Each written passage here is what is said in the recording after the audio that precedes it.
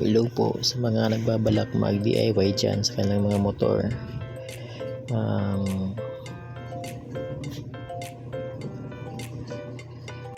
I-follow nyo lang po ang simpleng steps para maayos ang pagkaka-change oil nyo. Ito po ang oil filter na 4K na po yung takbo, medyo maitim na siya. Nga pala, every 4K ako nagpapalit ng oil ng motor ng Suzuki Raider FI ko. Siya nga pala 2021 model to, kaya medyo matagal-tagal ng motor na ito. Yan, ipapakita ko sa inyo kung ano na ang kulay ng 4K ang takbo ng oil. Yan, medyo maitim na, kaya hindi na natin kwetan. Bali po pala every 4K talaga ako nag-change oil ng aking motor para sa gayon ay laging smooth ang takbo. Ngayon ay piniprepare ko na ang oil na gagamitin ko. Papakita ko sa inyo kung anong oil ang gagamitin ko. Bali 2 times ko na itong gamit na oil kasi believe talaga ako sa takbo niya. Sobrang smooth kahit na 4K na ang takbo.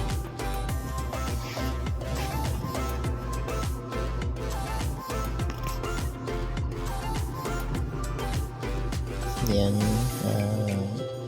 sinusiguro ko lamang na wala na talagang oil na naka-imbak sa ilalim ng makina o sa loob ng makina.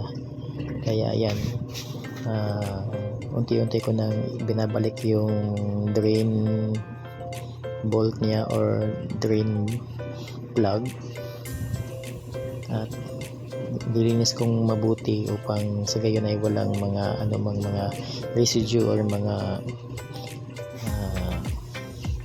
dumi na may iwan sa pagbalik ko sa bolt o sa drain plug niya.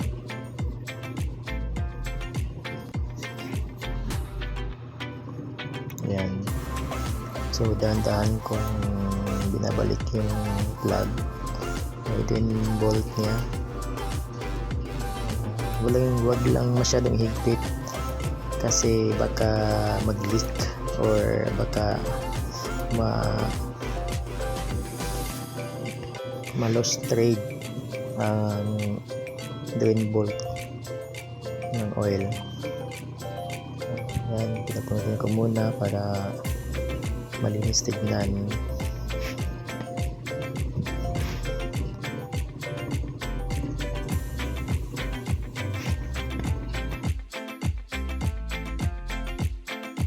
By the way, ito ko pala yung gamit kong oil. 2 times ko nang gamit to.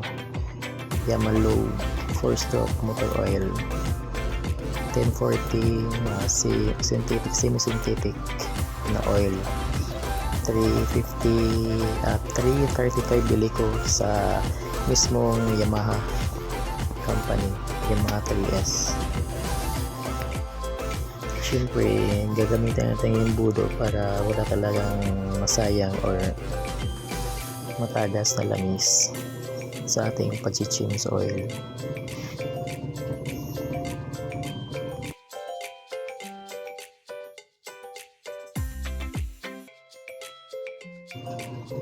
At dahil nagpalit tayo ng oil filter, bali 1.4 liter ang ating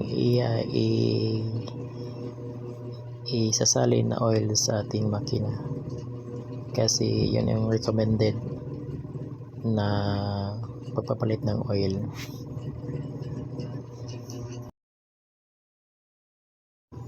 Bali sinukot ko muna yung 1 litro ng Yamaha low na oil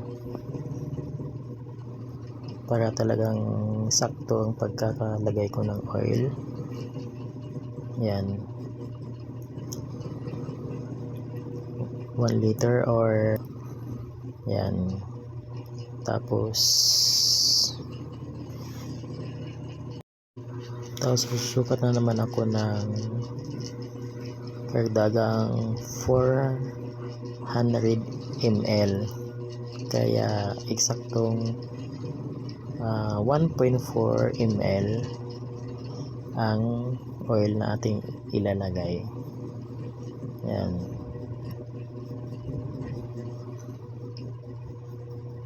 Tinakpan ko muna kasi nilalagay pa ako susukatin ko muna yung 400 ml na idadagdag ko. Pagkatapos nun ay ilalagay ko na kaagad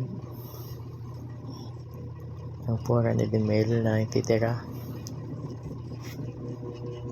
Tandaan po natin na yung gamit ko ay Yamalobe na 1040 semi-synthetic. Ako dalawang beses ko nang pinalitan pagpalit nitong oil na to kasi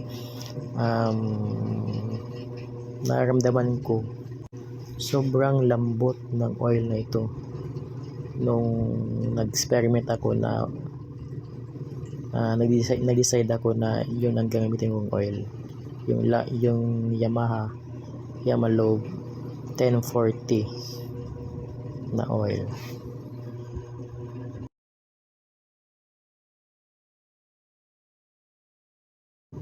Ayan, tapos ko nang sukatin 400 ml, saka ko ilalagay.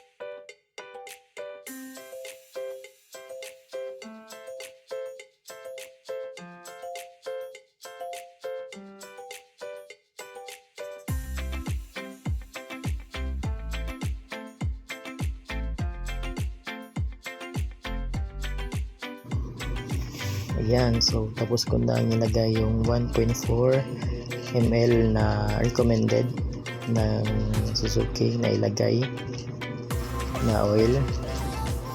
Ayan. Ngayon ay iti-testing natin kung smooth ba talaga ang andar ng ating makina. Yan, ayos, okay pala. Ang lamig ng andar ng makina. So ayan.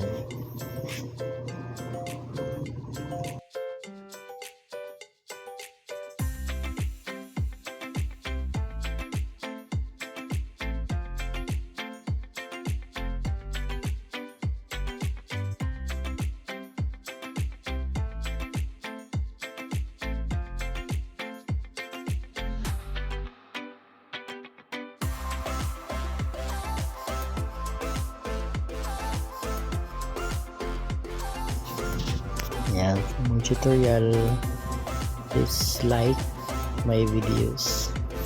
Huwag kalimutan i-like ang videos for more tutorial. for more videos. Thank you.